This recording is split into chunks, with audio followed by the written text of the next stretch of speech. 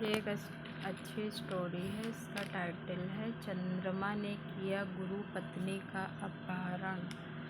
अत्यधिक ऐश्वर्य विवेक को ढक देता है। चंद्रमा के मन में अहंकार उत्पन्न हुआ और उसने बृहस्पति की पत्नी का सौंदर्य देख उसका अपहरण कर लिया।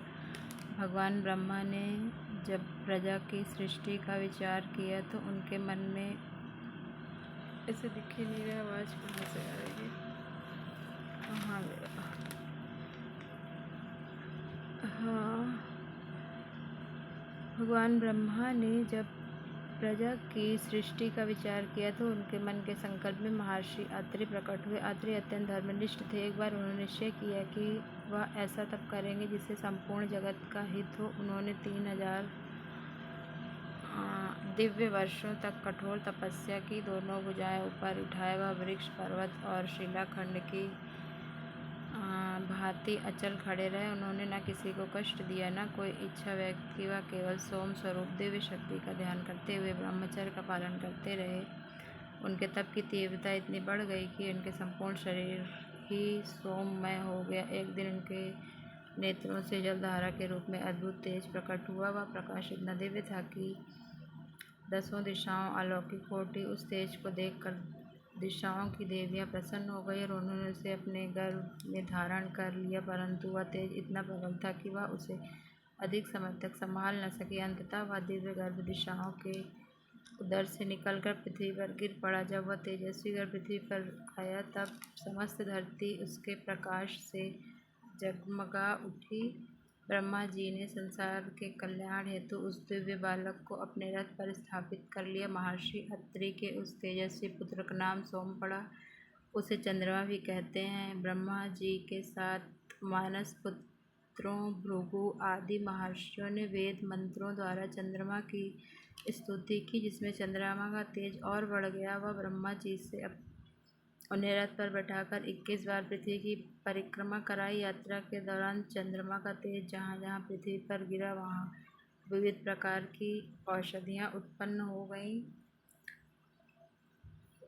उन्हें औषधियों से तीनों लोकों तथा जरायु, अंडज, स्वदेश और उद्भिज प्राणियों का पालन होने लगा। इस प्रकार चंद्रमा समस्त सृष्टि के पोषक बन गए। बाद में ब्रह्मा जी ने उन्हें बीजों, औषधियों, जल और ब्राह्मणों का अधिपति बनाया। अभिषेक के पश्चात चंद्रमा की शोभा और बढ़ गई। चंद्रमा का प्रकाश तीनों लोकों में फैलने लगा। प्रजापति दक्ष ने अपनी 27 कन्याओं का विवाह चंद्रमा से कर दिया। ये 27 कन्याएं आगे 27 नक्षत्रों के रूप में प्रसिद्ध हुई। चंद्रमा ने अपने वैभव और सामर्थ्य के प्रभाव से एक भव्य राजसूय यज्ञ किया।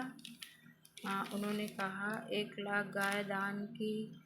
ऋषि, देवता और समस्त लोग उनका सम्मान करते थे। परंतु कहाँ गया? अत्यधिक ऐश्वर्य कभी कभी विवेक को ढक देता है। धीरे धीरे चंद्रमा के मन में अहंकार उत्पन्न हो गया। उन्होंने देवगुरु बृहस्पति की पत्नी तारा के अनुपम सौंदर्य को देखा, उसका अपहरण कर लिया। इस घटना से देवताओं और दैत्यों के बीच भयंकर युद्ध छिड़ गया, जिसे तारकामय युद्ध कहा गया। और बृहस्पति और भगवान शिव थे तो दूसरी ओर शंकराचार्य और चंद्रमा का पक्ष। युद्ध से तीनों लोग संकट में पड़ गए। अंततः ब्रह्मा जी को हस्तक्षेप करना पड़ा। उन्होंने युद्ध रुकवाया तथा तारा को वापस बृहस्पति के पास भेज दिया। परंतु उस समय तारा गर्भवती थी, जिससे यह प्रश्न उठ खड़ा हुआ कि गर्भस्थ बालक का पिता कौन है, बृहस्पति या चंद्रमा? ब्रह्मा जी के आदेश पर तारा ने स्वीकार किया कि वह बालक चंद्रमा का पुत्र है।